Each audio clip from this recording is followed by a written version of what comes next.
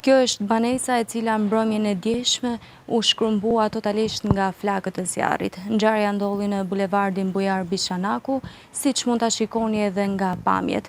Flakët kanë djegur gjithçka dhe kanë ngelur vetëm muret e shtëpisë, ndërkohë që hetimet vijojnë për të zbardhur edhe shkaqet e këtij zjarri.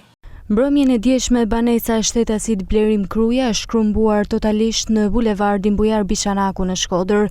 Nga banesa kanë mbetur vetëm muret, ndërsa gjithçka tjetër është djegur. Fatmirësisht, nga zjarri nuk ka persona të lënduar. Në momentin e rënies së zjarrit në banesë ndollej vetëm i zoti i shtëpisë. Sot familja Kruja është pa një banesë. 7 anëtarët e saj, mes tyre 4 fëmijë të vegjël, kanë mbetur në qiell të hapur dhe kanë humbur gjithçka.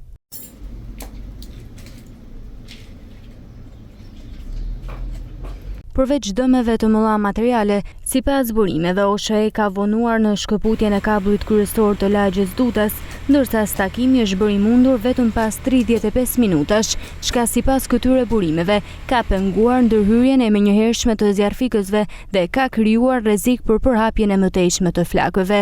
Këto janë rrethana që pritet të verifikohen nga autoritetet dhe institucionet përgjegjëse. Paraprakisht dyshohet se zjarri mund të jetë shkaktuar nga një shkëndijë elektrike, ndërsa hetimet vijojnë për të përcaktuar shkakun e saktë të rënies së zjarrit. Kushdo që ka mundësi ta ndihmojë këtë familje, mund të sjellë ndihmë pranë televizionit Star Plus ose drejt për drejt pranë familjes. Në këto momente të vështira, çdo ndihmë është e rëndësishme për familjen Kruja, e cila brenda pak orësh mbeti pa shtëpi dhe pa mundësi strehimi.